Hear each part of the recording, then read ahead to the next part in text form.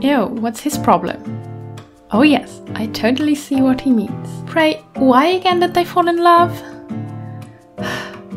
I can feel his love so much. Depending on your love language, you might understand and love a character or not. These languages are normally applied to real-world relationships, but we are all about fictional relationships here, so I want to apply this theory to our 2D men. What the theory of the 5 love languages basically says is that everyone has 2 main ways to communicate their love, as well as perceive love, and a relationship works best if both partners at least understand each other's love language, or even better, speak the same, so they can notice the love in the actions or words of the partner. So let's see which love languages some otome characters speak. Sometimes I thought it was quite clear, sometimes I needed to speculate a bit. So I'm curious on how you would assess those characters, how you think they try to communicate their love. My analysis will contain character spoilers. For characters of these games, I won't spoil the plot, but I will tell how they communicate their love. So characters I will talk about are from the games Cupid Parasite, Chou no Doku, Piofiore, Radiant Tail, Birushana,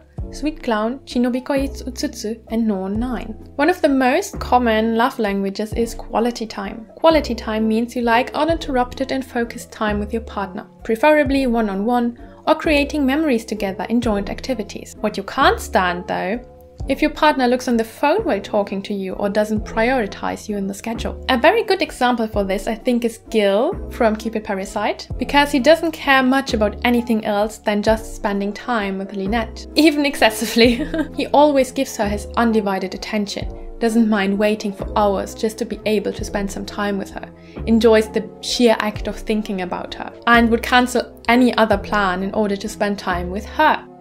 Similarly selfless is Shungen from Birushana, who also enjoys just being around Chanao, even if it would just be as the childhood friend. He loves sparring with her as a way to spend time with her.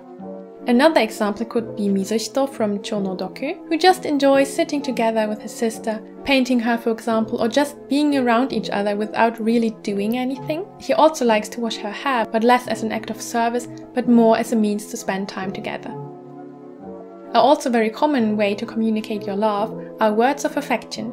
If you communicate love via words of affirmation, that can mean it's very important to you to hear the 3 little words "I love you" as often as possible, or be praised by your partner, be it a compliment, or acknowledging what you have done, or noticing a new haircut. Unexpected notes and messages brighten your day. On the other hand, if your partner doesn't repeat he loves you, or doesn't even say thanks, that's a big problem. A good example for this is Ryuki from Cupid Parasite. He shows his love or despise by giving people a color hex code, and the more beautiful the color, the more he likes them, and he easily comments on changes on the outward appearance. So I think it's obvious he communicates his love by complimenting you. Another character where this was obvious to me was Akito from Norn 9, because he needed to hear the words "I love you" in order to move on.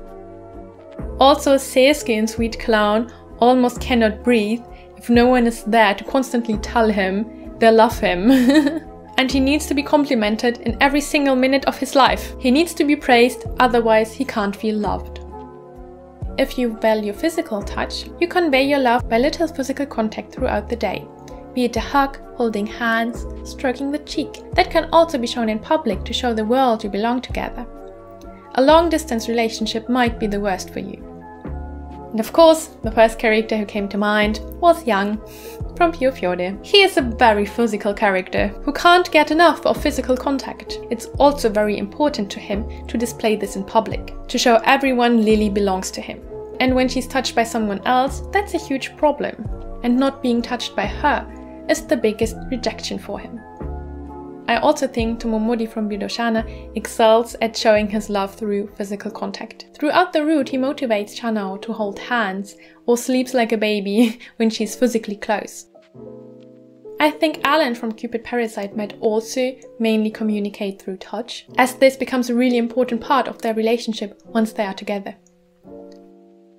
My impression is that most characters on otome games often choose to convey their love through acts of service. Acts of service either means little gestures or helping the partner out, trying everything to alleviate their stress and reduce the burden on their shoulders. The motto is actions speak louder than words. Rather than saying he appreciates you, you would like your partner to show this by helping out with chores or doing little things to make your life easier. One of the best examples might be Dante from Piofiore. He doesn't speak much, but secretly tries to do everything so that Lily feels at home. Yes, he also gives her gifts, but I think they are more about alleviating stress. Another perfect example is Kuroro from Shinobi, who also doesn't talk much about his feelings. But whenever he can, he tries to help Kanaide out, tends to her when she's ill, or enjoys cooking for her.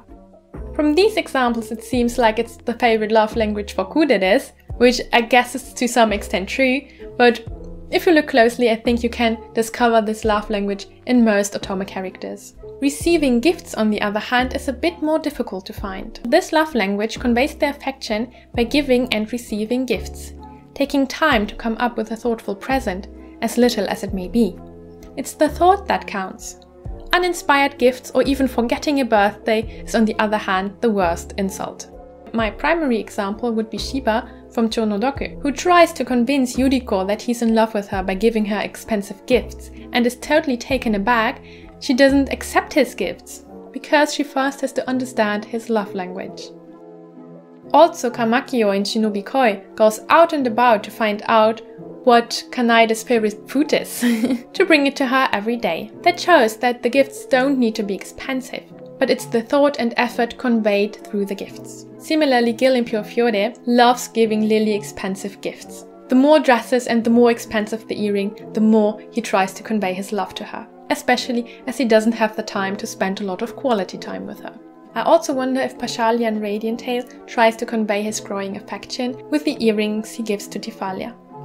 Also, my patrons convey their love with gifts. Thank you so much. Or you can buy a gift for yourself and me by buying my t-shirts, which are finally available on Amazon. Now you can take the test of the 5 love languages on the website of the author of the book and share your love language in the comments and tell us whether you have similar love languages to the LIs you love. For me, it doesn't quite correlate, but that's also because I tend to like otome characters I would never date in real life. And it is also important to note that that is not a psychologically affirmed theory. There are only hints it might have some psychometric validity, but I think it's better to understand it as a tool than a set theory, as it's not exactly scientific. What I definitely observe though is that I can't grow to like an LI if I don't understand his love language, because then I don't understand his way to communicate his love. So I think the love languages are a very neat way to explain why you love a certain character, or don't love him, or rather why you understand a character or not, whether you can feel his love or not. I'm looking forward to hearing your love language and favorite LIs, and at least in the West, I think the most common love languages are quality time and words of affirmation. But I have the feeling that this is highly cultural dependent, especially as almost all otome characters could be understood via the acts of service language. I assume that might be the most popular love language in Japan, and words of affection, like saying I love you, as I understood, is rather a rare incident. But yeah, I would be interested in your love languages and how you would assess the LIs. And if you're wondering now why it's not stupid to compare real-life relationships to fictional characters, you need to watch this video next to find out what tricks your brain into loving a fictional character in a very real way.